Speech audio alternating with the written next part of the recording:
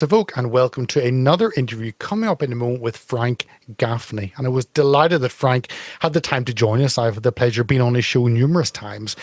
And he is one of the towering figures of the conservative movement across the world with a specific focus on security. But today he joins us to talk about his book, The Indictment, Prosecuting the Chinese Communist Party for what it has done against the West. And it lays out 9 charges against the CCP. So we touch on most of them, on energy security, on the US military and how it's been attacked, on the economic battle that China has waged against the West, on the biological attack that we've seen over the last 3 years, and of course how China has captured a lot of the elites in America and the West, and not only the elites individuals but the institutions as well. So much to cover, and he ends up with actually 20 action items in how we can respond to this. I know after listening to Frank, you will want to get the book. It is a fantastic overview of the threat that we face from China. Frank Gaffney, it's wonderful to have you with us today. Thank you for your time. The pleasure is really mine. Thank you for yours. Not at all. I think I first heard your name from Lord Pearson, who've had the privilege of working with for 10 years. And when I first heard your name, you sounded like a legendary figure who had their finger on the pulse.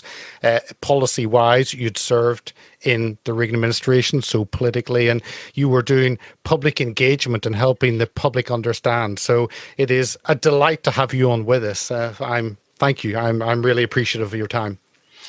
Well, I'm a huge fan of Malcolm Pearson's. We've had a mutual admiration society, I think, for a long time, and I appreciate so much the work that he's been doing, as have you, Peter, at Hearts of Oak, and I'm always delighted to have a chance to have you on our program, and look forward to the visit with you here on yours. No, it's great to have you. And the viewers, obviously, at Frank Gaffney on all the social media platforms, Twitter and everything else, and at Secure Freedom. And of course, they can watch that. And Centre for Security Policy is the organisation which you're the founder of. Maybe we could start on that and let us know what led you to start the organisation itself and why was it needed?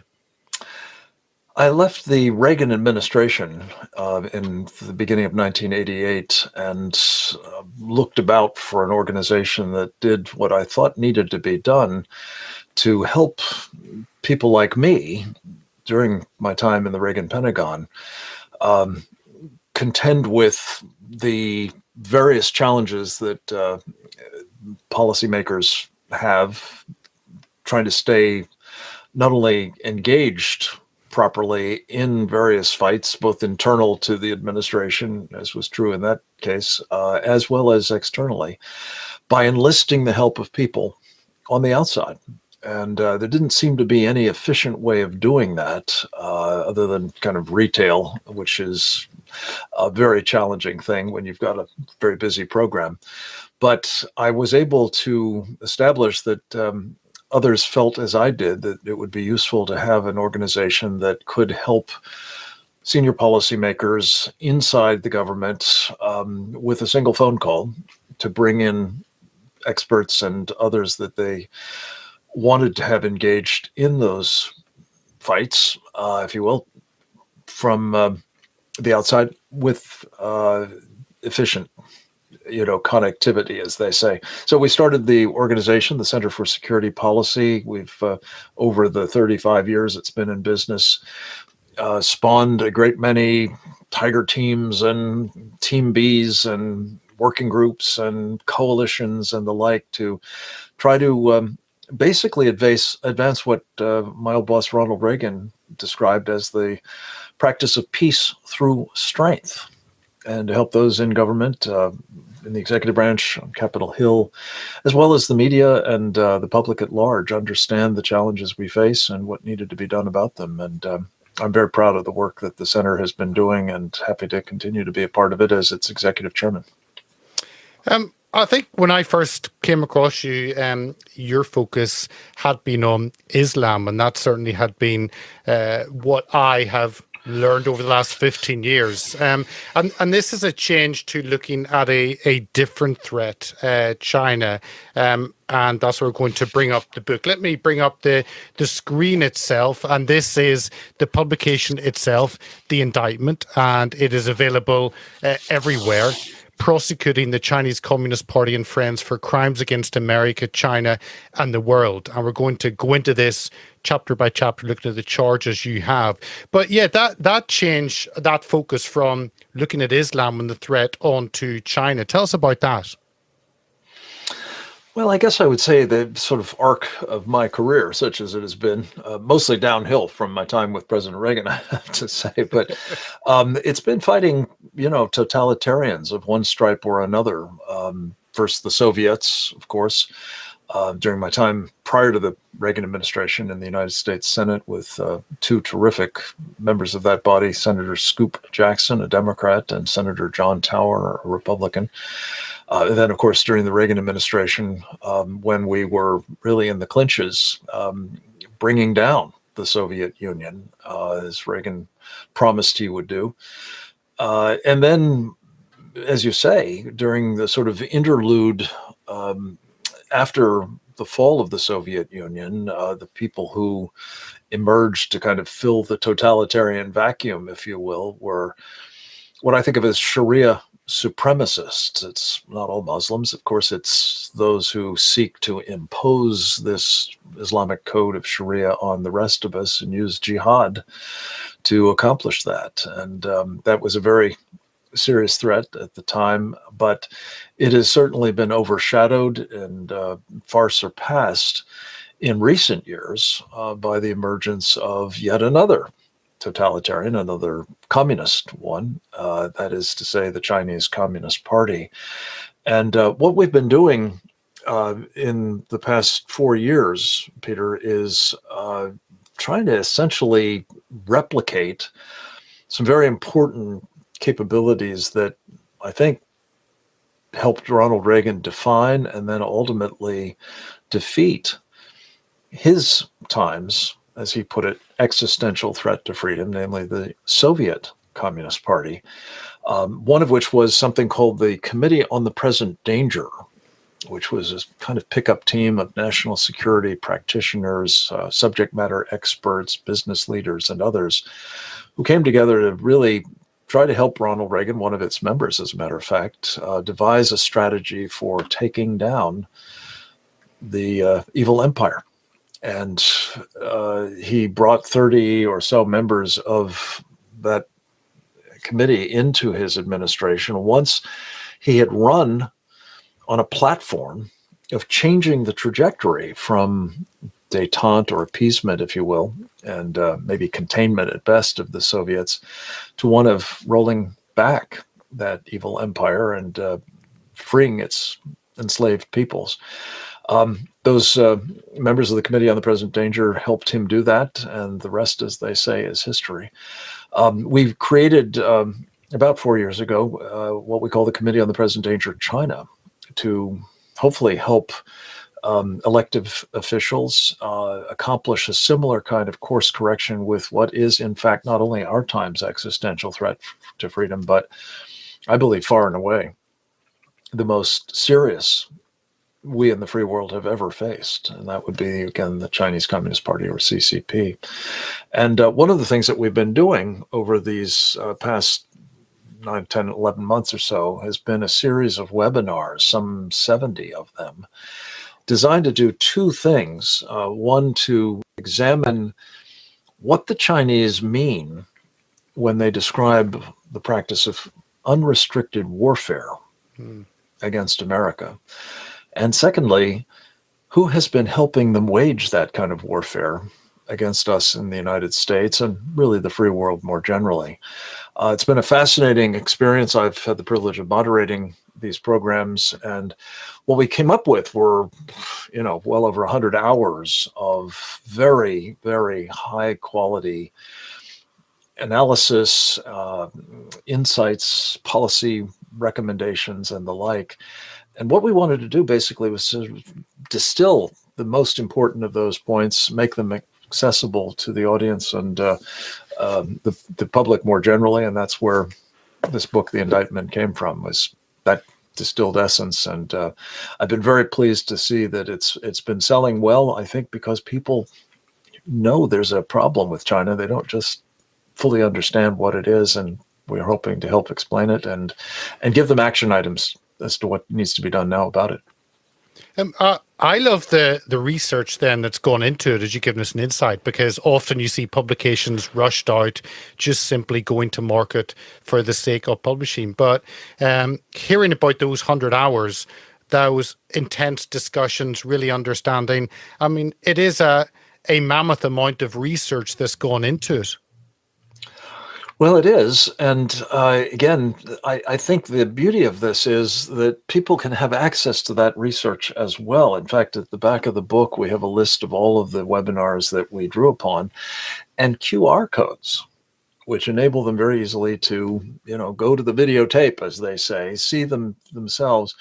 What we've got are basically, in most cases, just a quote or two from them. But there's really well, I think of it as kind of a graduate level course on the Chinese Communist Party, the warfare that it's been engaged in, its ambitions for global hegemony, and how far advanced it now is towards realizing that objective, thanks in part to the help of what they call captured elites, especially here in the United States. I love look even just at the beginning, the introduction. One of the short paragraphs was, you jump straight in and you see exactly where you understand the issue to be. The Chinese Communist Party is the United States' mortal enemy.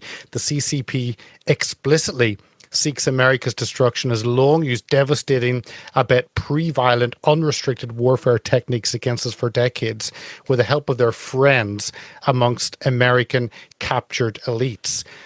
I just like, because sometimes authors slowly go into the topic, but you put it straight out there. This is the threat we face. Kind of up front, yeah. And partly that's because I think, there's a famous expression here in the States, Peter, as you may know, that it says a conservative is a liberal who has been mugged by reality. Yes. And I think an awful lot of Americans, and I think people around the world for that matter, have been mugged by the reality of the Chinese, biological warfare attack against all of us, using this so-called SARS-CoV-2 virus, the Wuhan virus, the Chinese Communist Party biological warfare engineered virus that made the pandemic of COVID-19 possible. And to the extent that they have been mugged by reality and have some sense that there's something really seriously wrong with what the Chinese are doing, there's an appetite for learning more that I think requires just directness and candor, and that's what we've tried to bring to this book, The Indictment. Well, we'll jump into that charge, which is the fourth one. The CCP has waged biological warfare against America and the rest of the world. I'm wondering, is this the first time that many people have woken up to the reality with all the information coming out about the origins of it? With China being able to provide the protection equipment, being able to provide the testing equipment, being able to provide everything seemingly extremely quickly. But do you think that was a wake-up call for many people? I think so. I pray so, because it's certainly urgently needed. And just a word about kind of the structure of the book. Under the rubric of it being an indictment, we have a number of charges, and you've mentioned charge number 4 is that the Chinese Communist Party deliberately launched a biological warfare attack against the United States and the world. And that's based on an analysis not only that, in fact, this virus came out of a biowarfare laboratory in Wuhan called the Wuhan Institute of Virology. This is now more and more generally accepted as what happened after years of being lied to and otherwise told, no, it came out of nature. But the real kicker, Peter, and what makes this indisputably a biological warfare attack is that however the virus got out of the laboratory, and we just don't know for sure whether it was by accident or deliberately, what we do know is that the Chinese communists deliberately sent it overseas. And again, as you know, Peter, by contrast, they were ensuring that nobody left Wuhan to go anywhere else in China. But if they wanted to get on a plane to some international destination, especially here, they were on their way. So that is why we consider it to be deliberate, purposeful, malevolent, and in fact, a proof of concept of something else that's also in that chapter about Charge 4, which is very disconcerting, needless to say. And that is that about 20 years ago, the man who was at the time the defense minister of China, a general by the name of Chi Haoqian, spoke in secret to a group of party leaders and told them, among other things, that Deng Xiaoping, the general secretary of the Chinese Communist Party, the man who brought us, by the way, Tiananmen Square, back in the early 1990s, had given as a charge to the biowarfare program of China, which, by the way, is illegal, the mission of depopulating the United States so that it could be colonized by China.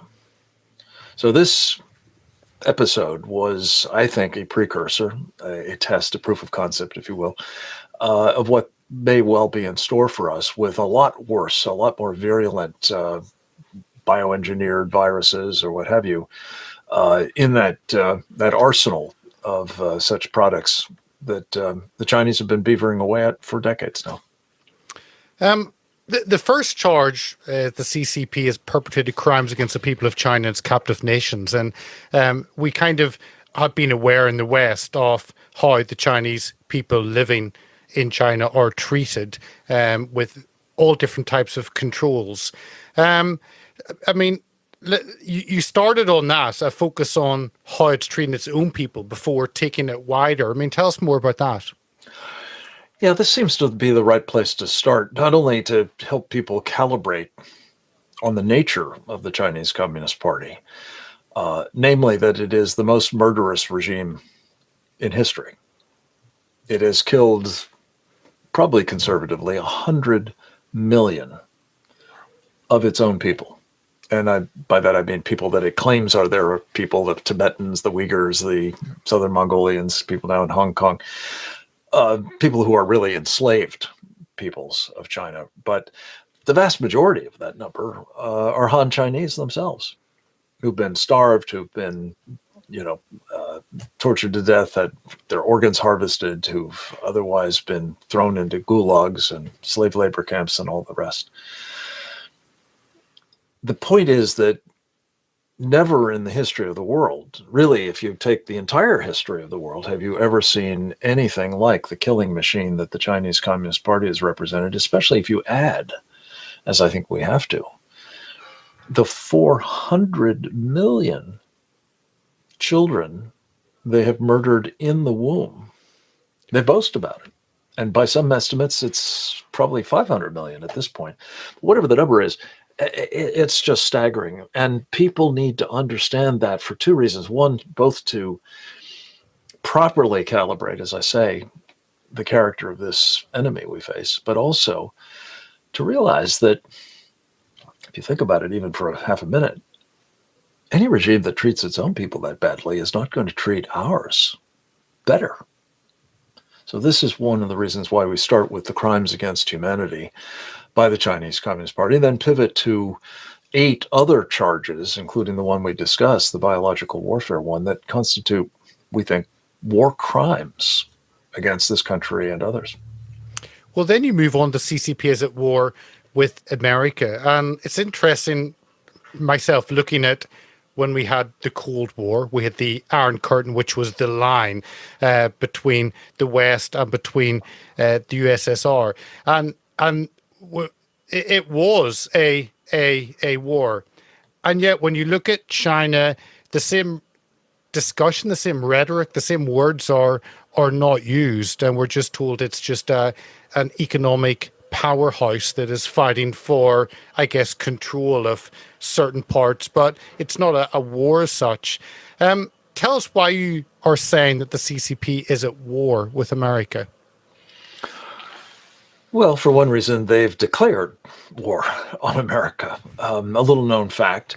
And I'm not speaking about the publication in 1999, obviously with the permission of the Chinese Communist Party, of a book entitled Unrestricted Warfare by two senior colonels in the People's Liberation Army, who, by the way, went on to become, decorated general officers subsequently. So this was no rogue operation, but they proceeded to lay out, I think, some 20 different lines of attack that could be used and would be used by the Chinese Communist Party to weaken and take down, if they can, America without firing a shot.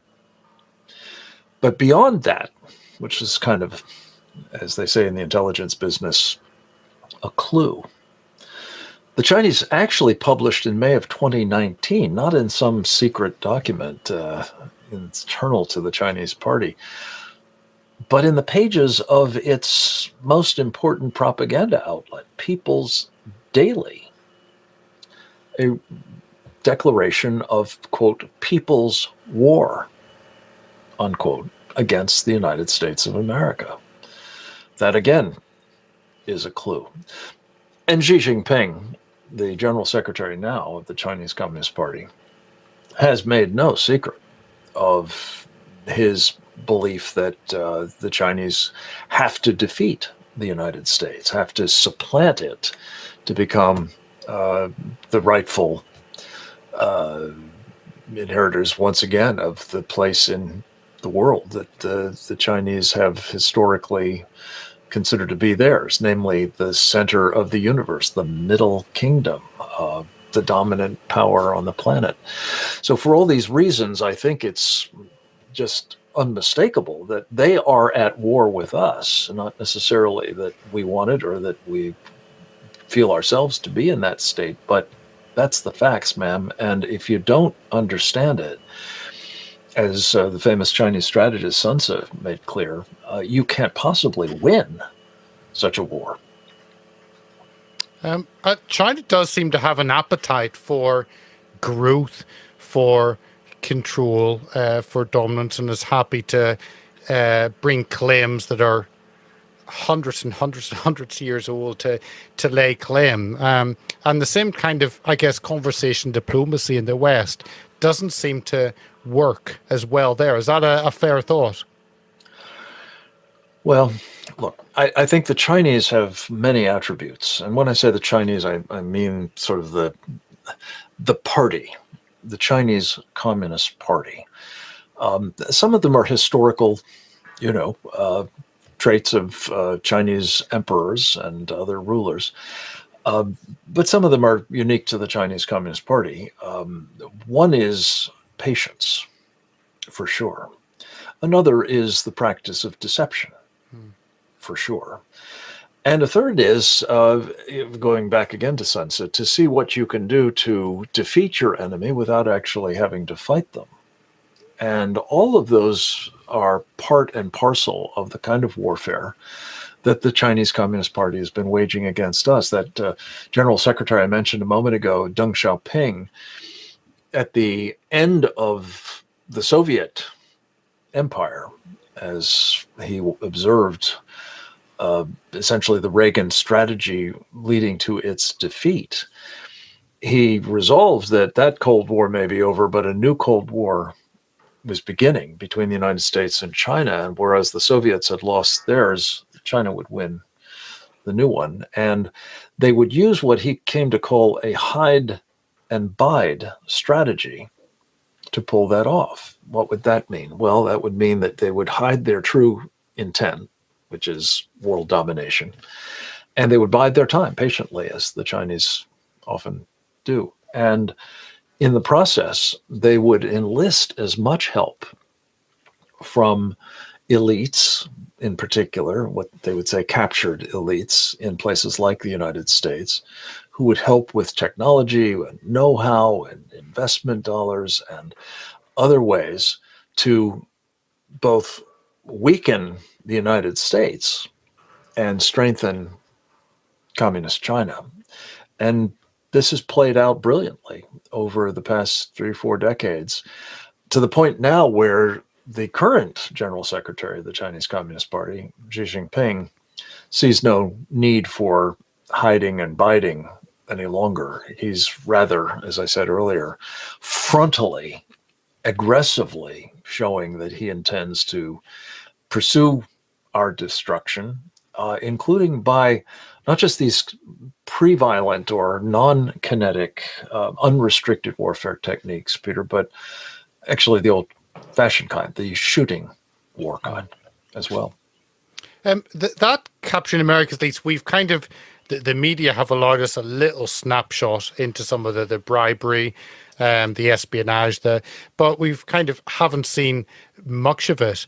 But it does seem to be so deep, even looking at the institutions, the control that China have on simply educational institutions. I mean, tell us more about how they've captured that, I guess, so easily. Well, they've done it, I think, partly by that hide and bide strategy, by having not only members of various sectors of our society, running from Wall Street and the financial sector to business more generally, to media, to academia, as you say, to Hollywood, then also, of course, our political elites. But they've got buy-in from the top levels of our government to the idea that we want to do whatever we can to enrich and even strengthen communist China. And all these other folks, again, especially those mavens of Wall Street, were only too happy to make good money, at least personally, by engineering the penetration of our society and influential elites by the Chinese Communist Party, but also doing everything they conceivably could do to both enrich and enhance the power of what is in fact our mortal enemy. It's insane. It is reckless. It has put us in extreme peril, I believe. But I think that's essentially how this has worked out over time. And of course, it has to be said, the more culpable such individuals in these elites have become of clearly aiding and abetting our enemy, the more incentive they've had not to acknowledge that reality, to cover it up, to continue to perpetuate it, and prosper in doing so personally, but at increasing, as I say, danger to the rest of us.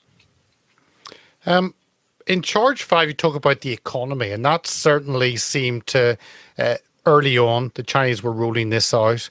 When the Cold War, you never talked about made in Russia. It wasn't a thing, but you think made in China, and it is everywhere.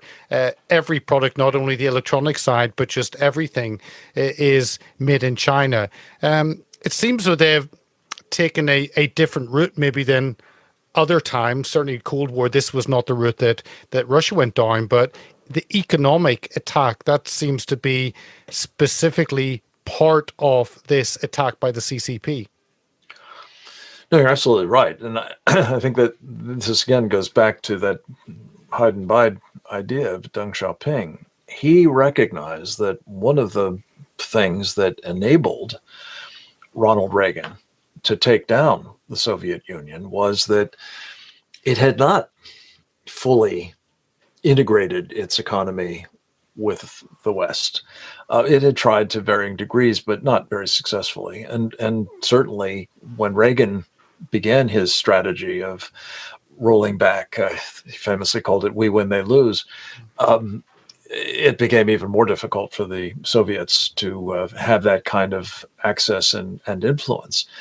The Chinese set about making sure that they were intimately engaged with Americans, both buying their products for a time, and doing deals that would give these American businessmen, particularly, access to the whole, the incredibly appetizing idea of 1.x billion, mouths needing toothbrushes or whatever. That was, a kind of tractor beam, if you will, for getting American participation in and involvement with the Chinese Communist Party. Over time, of course, that changed dramatically. All of those industrial capabilities that we had that would sell stuff to China migrated to China, in some cases, quite literally, lock, stock, and barrel. Some of our factories were dismantled and rebuilt in China to sell us from there what we had previously sold them from here. I hail from Pittsburgh, Pennsylvania, the heart of what is now called the Rust Belt. When I was growing up, it was Steel City.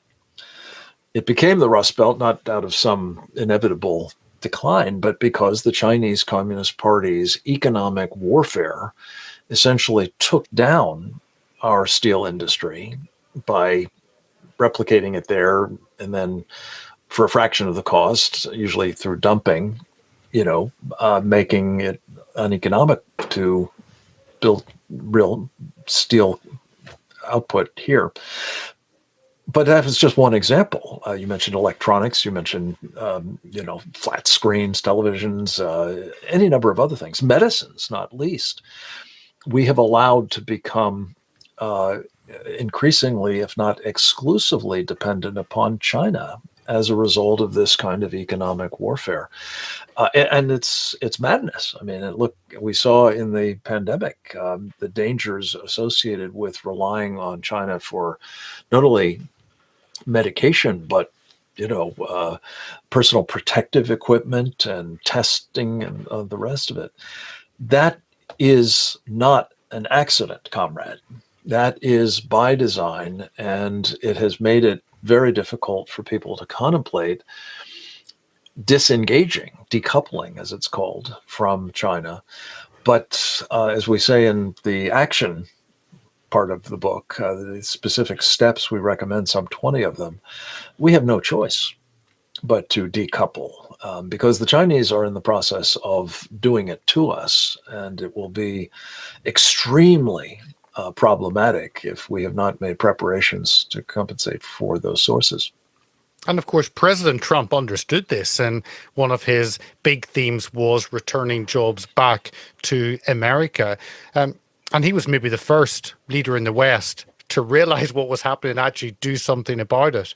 Tell us about that, because that's the change. And obviously with Biden being in, it's, again, trying to roll that back and seem to try and destroy the manufacturing base, the technology base, everything to make us more subservient on China.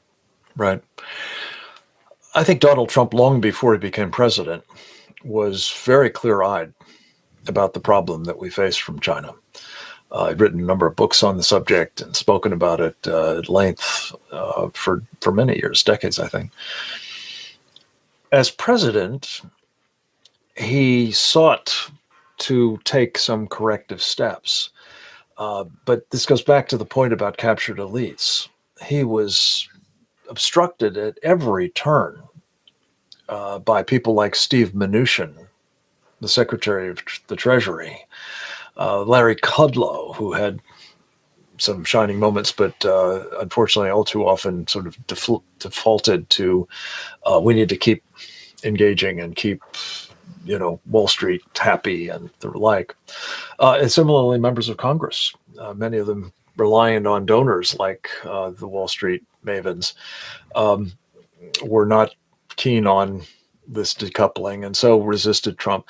I think his single most effective effort was the use of tariffs, which he could more or less do unilaterally, and that wasn't directly under the control of the Treasury Department, as were things like investment flows and the like.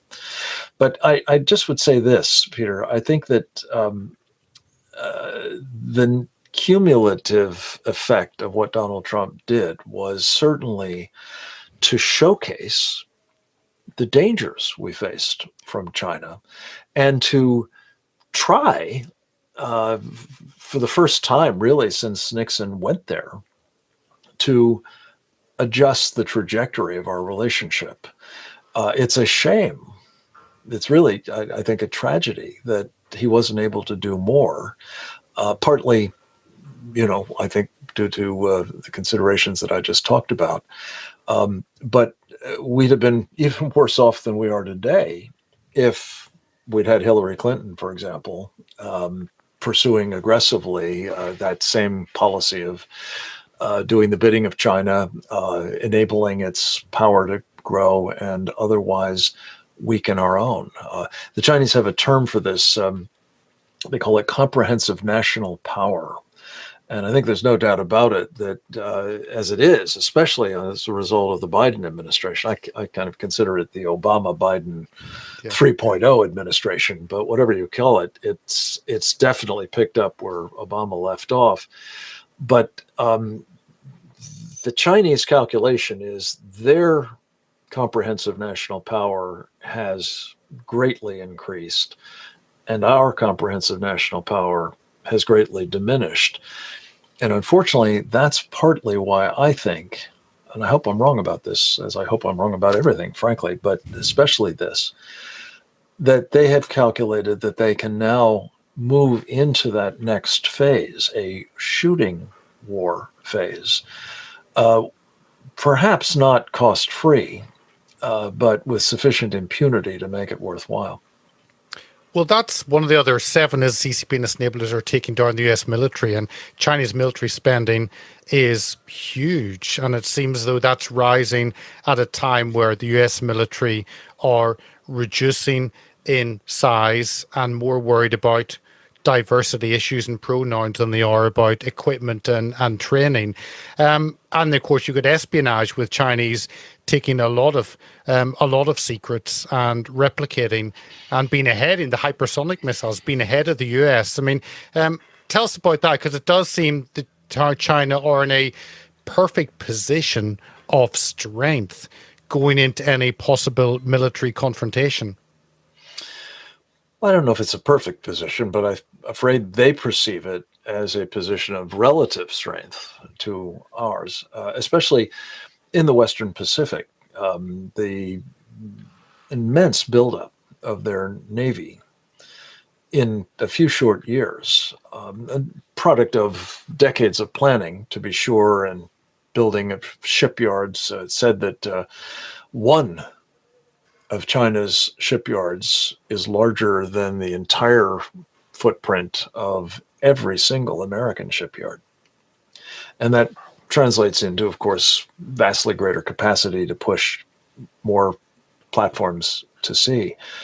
And the Chinese are doing that. And, you have now a 300-some ship Navy in China, which is roughly the same size, a bit larger than ours. But when you realize that ours is deployed worldwide, and much of it on the other side of a canal in Panama that the Chinese happen to control, it means we've got roughly half of our Navy confronting the entirety of their Navy. And their Navy is not only very modern and increasingly capable, as you say, of having advanced weapon systems on board, but also is now building, we're told, to something on the order of a 400-ship fleet. And that means, we will be outgunned for sure. And to the point that you just made about hypersonics, Peter, there's a study, as you know, that has just recently been published by the Australian Strategic Policy Institute that found that in some 37 out of 44 different technology categories, most of them with relevance to military applications, China is ahead of the United States. So that qualitative edge that we've relied upon to offset quantitative disadvantages is now, I think, unfortunately, a thing of the past. And that's a very ominous thing indeed.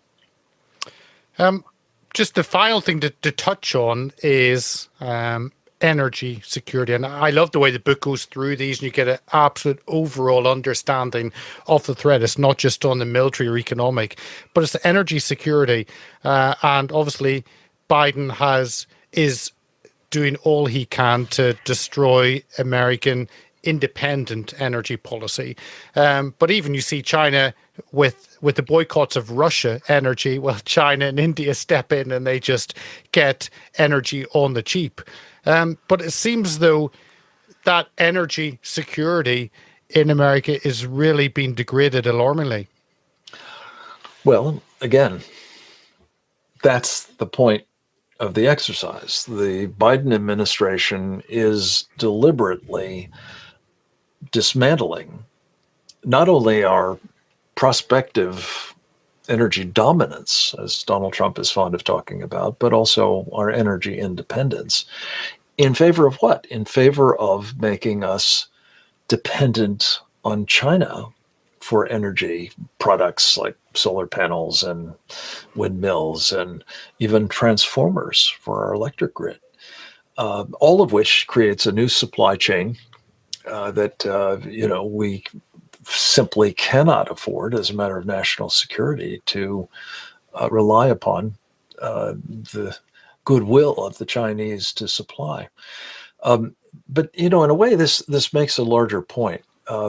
What I think is the case, and I really don't believe this is an exaggeration, Peter, every policy that the Biden administration has pursued, both domestic and foreign, certainly not just this energy security piece, has two things in common. One, they've all been bad for America. And two, they've all benefited, either directly or at least indirectly, the Chinese Communist Party. And that, I think, has something to do with the fact that the President of the United States is, as one of our Committee on the Present Danger of China members, a career CIA undercover operative, spy, who used to recruit and run foreign agents for the United States. He says, in the terms of the trade, his business, the lexicon, if you will, of intelligence, Joe Biden has to be described as a controlled asset of the Chinese Communist Party. And that explains a lot about what I just described, and why, again, it is not an accident that it is doing so much damage to us and further emboldening as well as empowering our mortal enemy, the Chinese Communist Party. And you mentioned, and we'll just finish on this, that you finish off the book, What Must We Do? 20 action items to protect America and defeat the CCP. People can go through all those, but you just want to mention it's always good. You lay out a dark situation, a absolute threat to not only America but to the West itself. But you end off by giving actually points that there is a response that can happen. Let us know more about that. Well, thank you. Yes, they're relatively brief, but they really flow from the longer conversation in the earlier segment of the book where we're talking about the specific problems in these various areas. And it's mostly just common sense, frankly. It starts with understanding that we are, in fact, at war with the Chinese Communist Party. If you don't get that right, you're not going to do much of the rest of it, obviously. That we need to, in fact, adopt a war footing in response to the threat we're facing, much as the Chinese are on a war footing now. And again, increasingly, one that is seemingly meant to be a violent shooting war footing at that. But as important as anything we talk about is the urgent need to remove from positions of power and influence those captured elites. especially if, God forbid, we do in fact face the prospect of a violent conflict with China, we simply can't have, as the commander-in-chief of the United States military, a controlled asset of the enemy. Another of the very important points, I think, taking a page out of the Reagan playbook, which of course I'm both an admirer of and played a small role in trying to implement, namely the delegitimization of the Chinese Communist Party as he delegitimized the evil empire of the Soviet Union, is crucial for one other reason besides, trying to make the lives miserable of the CCP. It helps to speak to the people of China, which, going back to where we started, have suffered more than anybody at the hands of the Chinese Communist Party, have more interest than anybody in seeing the end of this party. They're not our enemy. We have no, I think, quarrel with the Chinese people. But the Chinese Communist Party is our enemy, and theirs as well.